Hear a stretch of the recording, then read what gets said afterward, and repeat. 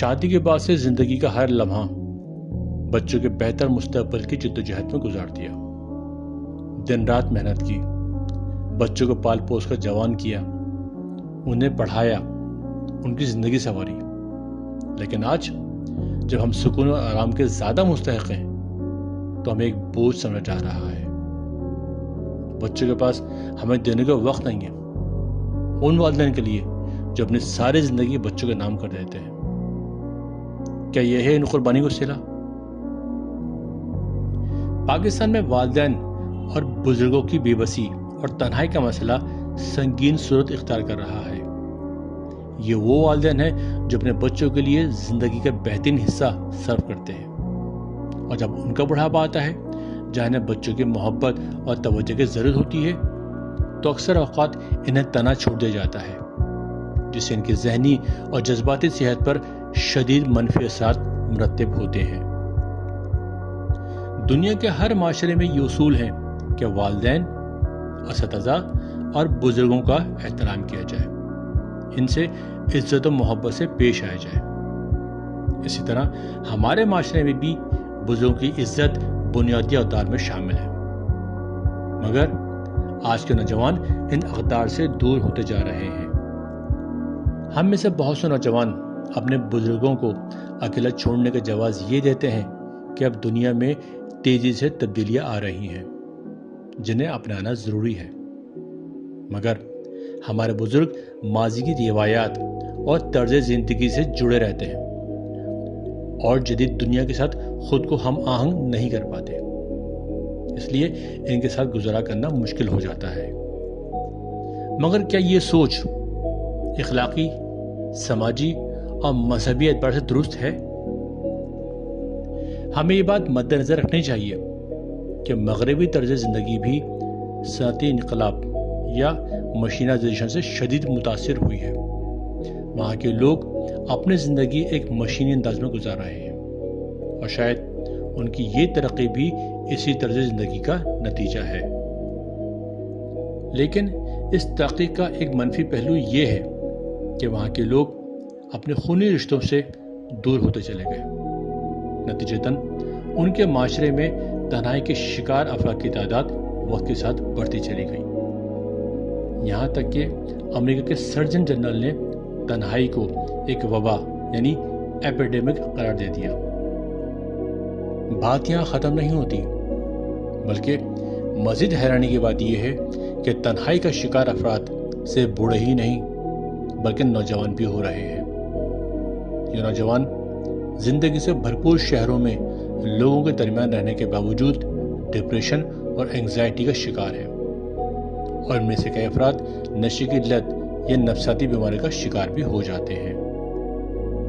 تو کیا ایسے معاشرے کی اندھادھند تقلید کرنا درست ہوگا کہ جس کا نتیجہ بالآخر تنہائی یا خودکشی کی صورت میں نکل سکتا ہو؟ اس لیے اس صورتحال سے یہ نتیجہ اخذ کرنا مناسب ہوگا کہ اپنی خونی رشتوں اور بزرگوں سے جڑے رہ کر ہم ڈپریشن اور مایوسی کی دلدل میں پھنسنے سے محفوظ رہ سکتے ہیں۔ زندگی میں کامیابی کے لیے ایمانداری بنیادی حیثیت رکھتی ہے، کیونکہ یہ قسمت کو بہتر بنا کر آپ کو کامیابی کے قریب کر سکتی ہے۔ مگر آج کے دور میں جہاں ایماندار رہنا ایک مشکل کام ہے، وہیں اپنے مقصد حیات پر توجہ مرکوز رکھ کر مسلسل کوشش جاری رکھنا بھی بہت حد تک ناممکن ہو جاتا ہے، اور یہ صورتحال آپ کو ناکامی کی طرف لے جاتی ہے۔ ہمیں یہ بات اچھی طرح ذہن نشین کر لینی چاہیے کہ ناکام رہنے والوں کی فہرست کافی طویل ہے، جو اس بات کو ثابت کرتی ہے کہ کامیابی کی منزل تک پہنچنا اتنا آسان نہیں ہے۔ اس کے برعکس اپنے بزرگوں سے جڑے اور ان کے زیر سایہ رہنے سے ہمیں نہ صرف ایماندار بننے، اپنے مقصد پر توجہ مرکوز رکھنے اور اسے حاصل کرنے کے لیے مستقل کوششیں جاری رکھنے میں مدد ملتی ہے، اور یہی وہ تمام عناصر ہیں جو ہماری قسمت کو بہتر بنا کر ہمیں کامیابی کی دہلیز تک پہنچا سکتے ہیں۔ اور بالفرض کامیابی کے حصول کے اس سفر کے دوران ہمیں کسی بھی قسم کی ناکامی کا سامنا کرنا پڑ بھی جائے، تب بھی زندگی کے اس مشکل مرحلے میں ہمارے والدین، اساتذہ اور دیگر قریبی بزرگ ہمیں ہمت اور حوصلہ دے کر مایوسی سے بچاتے ہیں، کیونکہ وہ بھی زندگی کے اس مرحلے سے پہلے ہی گزر چکے ہوتے ہیں۔ ان سے زیادہ تجربے کار اور مخلص ہے اور کس کی ہو سکتی ہے؟ سوال یہ پیدا ہوتا ہے کہ ہم اب بھی اپنے بزرگوں کی موجودگی اور ان کے تجربے کی اہمیت کو نہیں سمجھیں گے، اور کیا معمولی نوعیت کے اختلافات کی بنا پر اپنے والدین سے رشتہ توڑ کر ان کے تجربے کے خزانے کو ضائع کر دیں گے؟ بقول ایک زندگی سے مایوس بزرگ کے، آج میں عمر کے اس حصے میں ہوں جہاں آرام اور سکون کی سب سے زیادہ ضرورت ہوتی ہے، مگر میں شدید تنہائی کا شکار ہوں